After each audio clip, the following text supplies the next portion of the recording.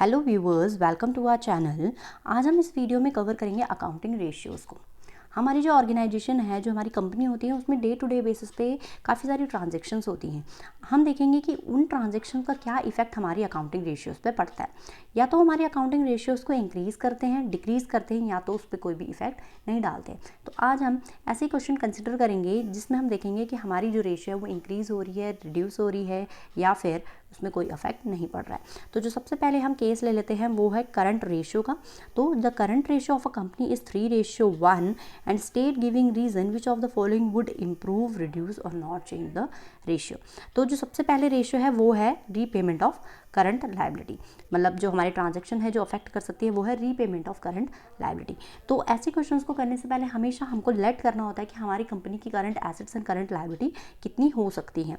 तो current ratio actually में होती है current assets upon current liability, और हम लेट करते हैं कि करंट एसेट्स हमारे पास है 30,000 एंड करंट लायबिलिटी हमारे पास है 10,000। तो repayment of current liability means कि अगर हम करंट लायबिलिटी को पे करते तो हमारी कैश या फिर बैंक बैलेंस रिड्यूस होगा, साथ ही साथ हमारी करंट लायबिलिटी भी रिड्यूस होगी। तो अगर 30,000 में से 5,000 मैंने अपनी करंट लायबिलिटी को पे करने में कैश यूज़ किया है, तो हमारे जो करंट एसेट्स होंगी वो 30,000 माइनस 5,000 हो जाएंगी, एंड साथ ही साथ हमारी करंट लायबिलिटी भी रिड्यूस होएगी। तो हमारा जो नेट इफेक्ट होगा करंट एसेट्स में वो हो जाएगा हमारा 25,000 डिवाइडेड बाय करंट लायबिलिटी 5,000। तो हमारी जो करंट रेशियो वो अल्टीमेटली हो जाएगी 5:1। इट मीन्स कि जो हमारी करंट रेशियो है वो क्या कर रही है, इम्प्रूव कर रही है। नेक्स्ट केस देखते हैं जिसमें purchase of goods for cash. Again हमारी करंट रेशियो कंपनी की थी current assets upon current liability. तो हमारे जो सेकंड केस है उसमें बोल रहे हैं कि हमने गुड्स परचेज किए हैं अगेंस्ट कैश परचेज किया है। गुड्स भी हमारी एसेट है एंड कैश भी हमारी एसेट है, मतलब अफेक्ट हमारी सिर्फ एसेट्स ही हो रही हैं। एक एसेट आ रही है, दूसरी एसेट जा रही है। तो हमने लेट किया था कि हमारे पास जो करंट एसेट्स हैं वो है 30,000 एंड जो करंट लायबिलिटी है वो है हमारे पास 10,000। तो अगर हमने गुड्स 10,000 के ही परचेज करें तो प्लस 10,000 गुड्स कर लेंगे, क्योंकि गुड्स आ रहे हैं हमारे पास, और वो कैश में करें तो कैश जा रहा है 10,000 से।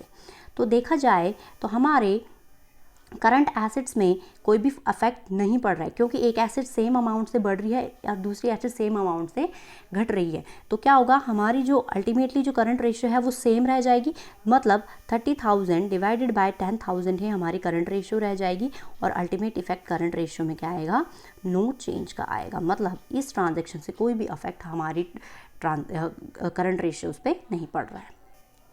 नेक्स्ट केस लेते हैं जिसमें बोल रहे हैं कि sale of office equipment for 4,000 जिसकी बुक वैल्यू थी 5,000। Again current ratio is equal to current assets upon current liability. तो देखो, अगर हमने जैसे क्वेश्चन में लेट किया था कि करंट एसेट 30,000 है एंड करंट लायबिलिटीज़ हमारी है 10,000।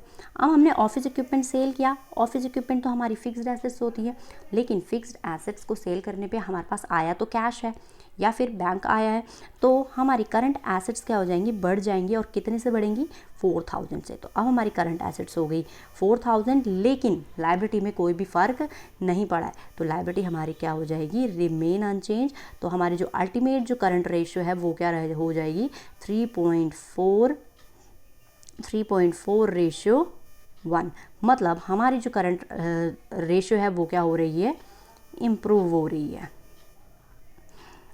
नेक्स्ट केस देखते हैं जिसमें बोल रहे हैं कि sale of goods for 11,000 cost 10,000। Goods sold करे हैं कंपनी ने जिसकी कॉस्ट थी 10,000 और बेच दिया उसको 1,000 के प्रॉफिट पे, that is 11,000। So again current ratio is equal to current assets upon current liability, और करंट एसेट्स हमने अज्यूम किया था कि ये 30,000 है और करंट लायबिलिटी हमारी है 10,000।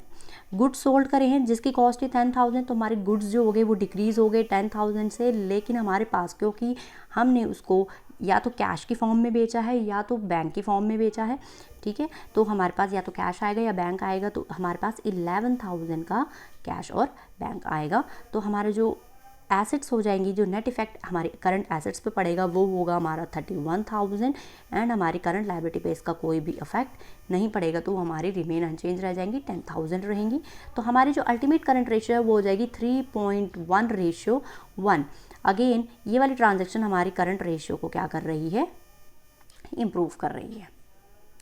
नेक्स्ट केस देखते हैं, payment of dividend. Dividend pay करना कंपनी की क्या होती है, करंट ऑब्लिगेशन होती है, शॉर्ट टर्म ऑब्लिगेशन होती है। शॉर्ट टर्म ऑब्लिगेशन है तो ये करंट लायबिलिटी होएगी।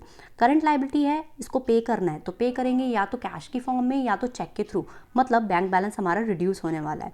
तो current ratio again current assets upon current liability, और हमने इसको लेट किया था 30,000 एंड 10,000। तो अगर हमने डिविडेंड पे किया तो हमारे से कैश जाएगा, मान लेते हैं 5,000 का कैश चला गया। सेम अमाउंट से हमारी क्या होगी, करंट लायबिलिटी भी रिड्यूस होएगी 5,000 से। तो हमारे जो करंट एसेट्स हैं वो अब हो जाएंगे 25,000, और जो हमारी करंट लायबिलिटीज़ हैं वो क्या हो जाएंगी, 5,000 हो जाएंगी। तो इससे क्या होगा, हमारी जो करंट रेशियो है वो हो जाएगी 5:1। मीन्स ये वाली ट्रांजेक्शन हमारी करंट रेशियो को क्या करेगी, इम्प्रूव करेगी। एक और केस देख लेते हैं जिसमें बोल रहे हैं कि issue of equity shares. Equity shares issue कर रहे हैं। अगर इक्विटी शेयर्स हम इशू कर दें तो कंपनी के पास या तो कैश आता है या तो बैंक बैलेंस इंक्रीज होता है। तो अगेन करंट रेशियो क्या थी हमारी, current assets upon current liability. और करंट एसेट्स हमने अज्यूम किया था कि ये हमारे पास 30,000 है और करंट लायबिलिटी हमारे पास है 10,000। तो अगर सपोज कर लेते हैं कि हमने क्या किया, अपने जो इक्विटी शेयर्स हैं वो 10,000 इक्विटी शेयर्स को इशू किया है कंपनी ने, तो वो क्या हो जाएंगी, करंट एसेट्स अब क्या हो जाएंगी, 30,000 प्लस 10,000। 10,000 क्यों, क्योंकि हमने इक्विटी शेयर्स को either in the form of cash issue किया था या फिर बैंक इशू किया था।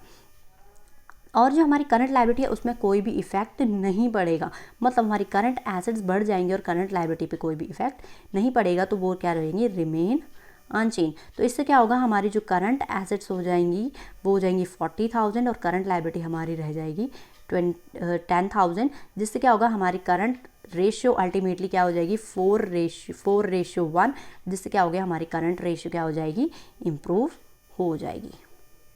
तो ये ट्रांजैक्शन भी हमारी करंट रेशियो को इम्प्रूव करेगी।